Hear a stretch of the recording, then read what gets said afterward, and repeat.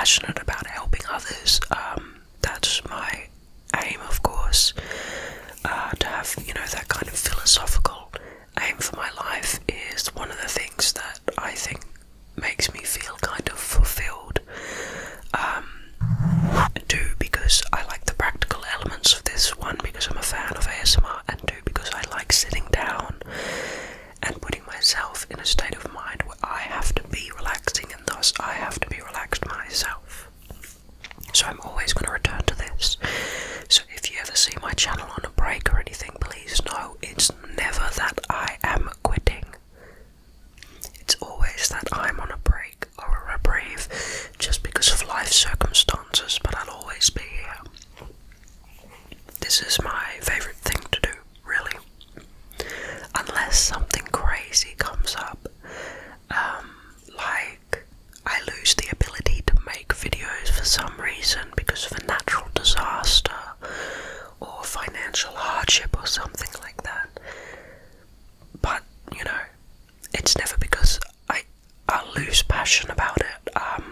I've been passionate about ASMR since 2012 with a continued progressive passion that I do not see ceasing, and I love content creation and learning, so this is a really good outlet for me. Now, aside from that massive ramble, let's continue learning about feminism. I've been super excited about this because we're going into theory, which is where we start going into like social and moral ethics and philosophy and stuff like that, which of course you would know is my area. I love philosophy. Now, theory. Feminist theory is the extension of feminism into theoretical or philosophical fields. It encompasses work in a variety of disciplines, including anthropology, sociology, economics, women's studies, literary criticism, art history, psychoanalysis, and philosophy. Feminist theory aims to understand gender inequality and focuses on gender politics, power relations, and sexuality, while providing a critique of these social and political relations. Much of feminist theory also focuses on the promotion of women's rights and interests. Themes explored in feminist theory include discrimination, stereotyping, objectification, especially sexual objectification, oppression, and patriarchy. In the field of literary criticism, Elaine Showalter describes the development of feminist theory as having three phases. The first she calls feminist critique, in which the feminist reader examines the ideologies behind the literary phenomena. The second Showalter calls gyno-criticism, in which the woman is producer of textual meaning.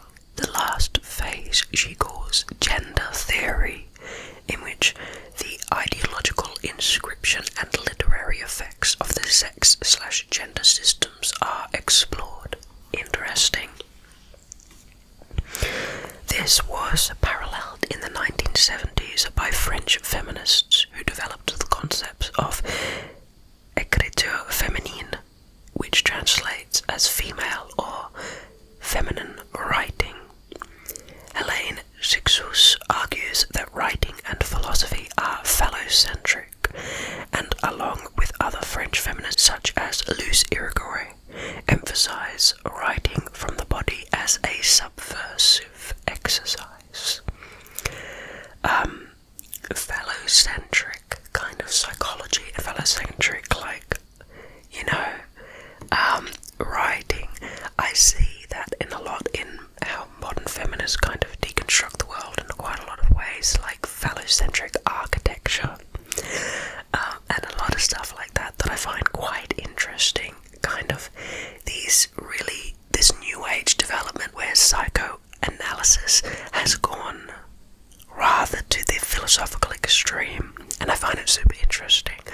I have not developed any personal opinions on the matter as yet, as I've not personally studied it, but I do know that some of the claims are super intriguing.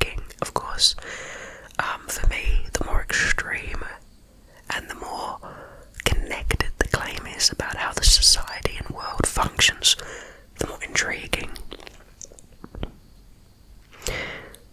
The work of Julia Kristeva, a feminist psychoanalyst and philosopher, and Bracha Ettinger, artist and psychoanalyst, has influenced feminist theory in general and feminist literary criticisms in particular. However, as the scholar Elizabeth Wright points out, none of these French feminists align themselves with the feminist movement as it appeared in the Anglophone world. More recent feminist theories, such as that of Lisa Lucille Owens, has concentrated on characterizing feminism as a universal, emancipatory movement. There we hark back a little bit to previously in the feminist Wikipedia sections above, where you get a little bit of that fighting between the definition of feminism and the political movement and ideology and associations. If you're interested, I forget which episode, but it's either 1 or 2 that I mentioned in, because they're the only ones that I've recorded so far. Now we move on to movements and ideologies. Many overlapping feminist movements and ideologies have developed over the years. Traditionally, feminism is often divided into 3 main traditions, usually called liberal, radical, and socialist/Marxist feminism, sometimes known as the Big 3 schools of feminist thought. Since the late 20th century, a variety of newer forms of feminism have also emerged. Some branches of feminism track the political leanings of the larger society to a greater or lesser degree, or focus on specific topics such as the environment. Now we move to liberal feminism. Liberal feminism, also known under the other names such as reformist, mainstream, or historically as bourgeoisie feminism, arose from the 19th century first wave feminism and was historically linked to the 19th century liberalism and progressivism, while the 19th century conservatives tended to oppose feminism as such. Liberal feminism seeks equality of men and women through political and legal reform within a liberal democratic framework. Without radically altering the structure of society, liberal feminism works within the structure of mainstream society to integrate women into that structure. During the 19th and early 20th centuries, liberal feminism focused especially on women's suffrage and access to education. Norwegian Supreme Court Justice and former president of the Liberal Norwegian Association for Women's Rights, Karen Maria Brasilius, has described liberal feminism as a realistic, sober, practical feminism. Susan Wendell argues that liberal feminism is an historical tradition that grew out of liberalism, as can be seen very clearly in the work of such feminists as Mary Wollstonecraft and John Stuart Mill. But feminists who took principles from that tradition have developed analysis and goals that go far beyond those of the 18th and 19th century liberal feminists. And many feminists who have goals and strategies identified as liberal feminist reject major components of liberalism in a modern or party political sense. She highlights equality of opportunity as a defining feature of liberal feminism.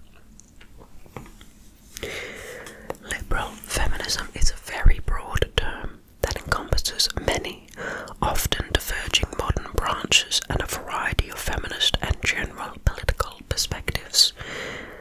Some historically liberal branches are equality feminism,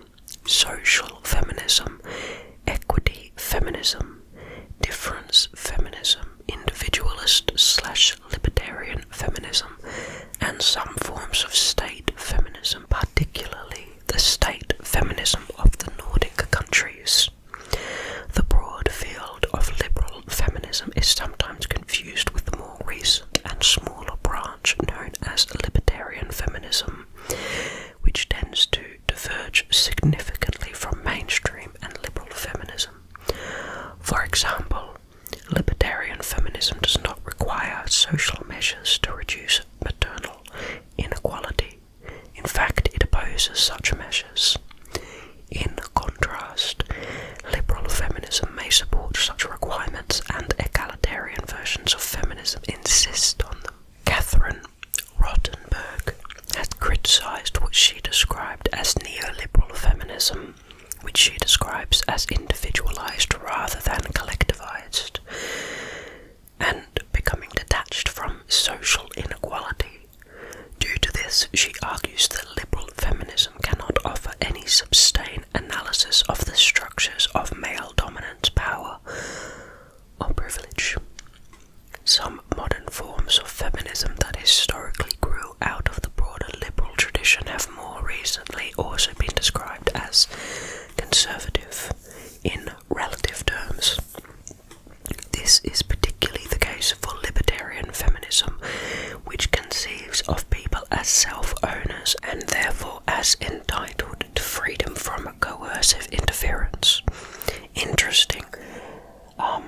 I'm assuming that when they say freedom from coercive interference, they are referring to the idea that society should have equal opportunity but not equal outcome, whereas other feminist schools think that there should be equal outcome and thus there should be coercive interference to make sure that certain quotas are filled with both males and females, regardless if they would naturally want to do it without coercive interference or not.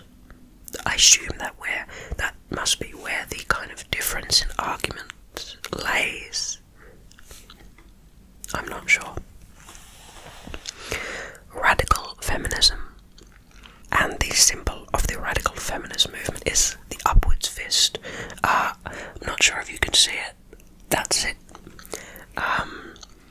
Radical feminism arose from the radical wing of second wave feminism and calls for a radical reordering of society to eliminate male supremacy.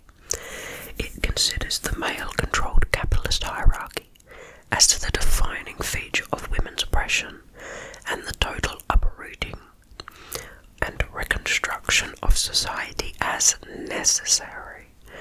Separatist feminism does not support heterosexual relationships. Interesting. Lesbian feminism is thus closely related. Other feminists criticize separatist feminism as sexist. Interesting. So, separatist feminism not supporting heterosexual relationships kind of sounds a little bit like MGTOW, men go their own way. If you've not heard about that, that's the male counterpart, where there's a movement of males that say that males should not pursue heterosexual relationships. Interesting. Maybe one day in the future we can read more about those two kind of fringe groups. Now let's go to their materialist ideologies. Rosemary Hennessy and Chris Ingraham say that materialist forms of feminism grew out of Western Marxist thought and have inspired a number of different but overlapping movements, all of which are involved in a critique of capitalism and are focused on ideologies or relationships to women. Marxist feminism argues that capitalism is the root cause of women's oppression, and that discrimination against women in domestic life and employment is an effect of capitalist ideologies. Interesting. I remember one debate I listened to about capitalism and the direct idea of how capitalist structures are formed and gender, and I was actually quite persuaded because it was talking about how right at the point where women's careers and males' careers accelerate, when opportunities for promotion and stuff start happening, happens to be right at the time where usually women take maternity leave and have to spend more time with their child or are pregnant and thus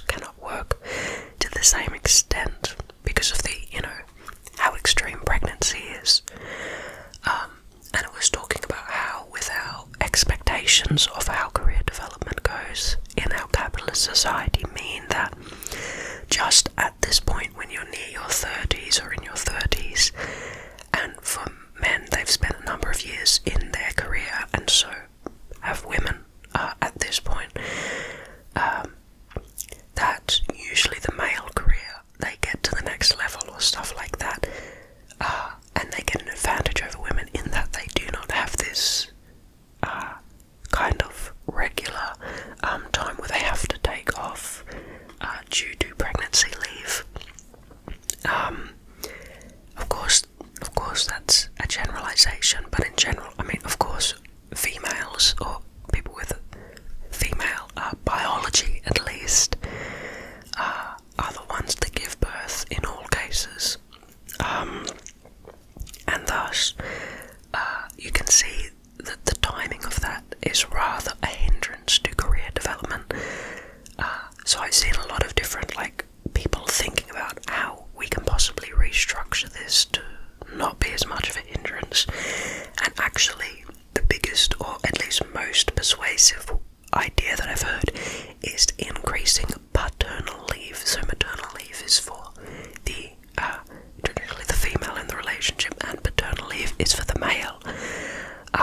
Currently most societies and cultures across the world have a much larger maternal leave than paternal, and so but I actually think that increasing the male's right to see their child, the paternal leave, would really help, as it will kind of regulate this difference between the male and feminine, kind of at least bring some balance between the male and female experience of taking this kind of a little bit of midlife break off to focus on the early development of their child, during which their career would be accelerated, and thus maybe that would bring down some of the kind of glass ceiling problems that arise from how our biology and species relates to capitalism.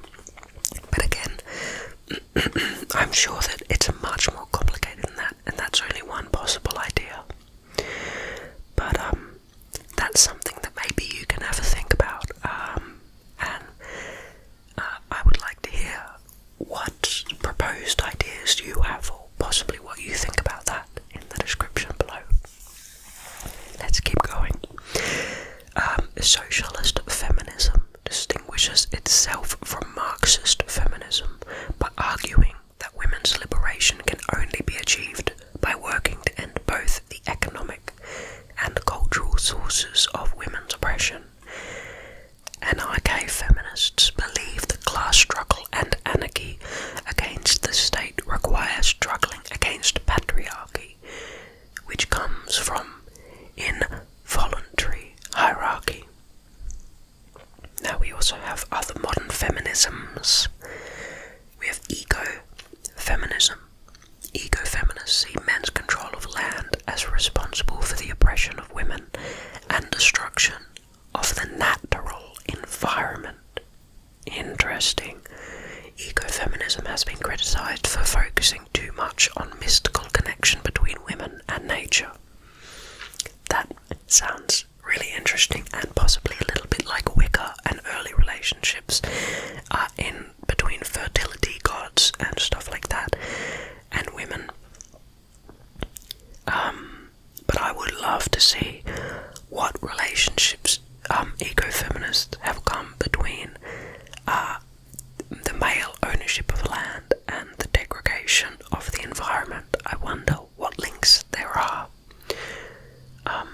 Is there perhaps a link between the biological gender of the person who owns the land and the likelihood of its environmental destruction? Interesting. Now, there are some other feminisms that we will explore. To give you a little teaser, we have a black and post-colonial ideologies and social constructionist ideologies, and we're going to be learning about them next episode. I'm very happy that you made it to this episode. I love reading to you all. I'm very happy to be able to do this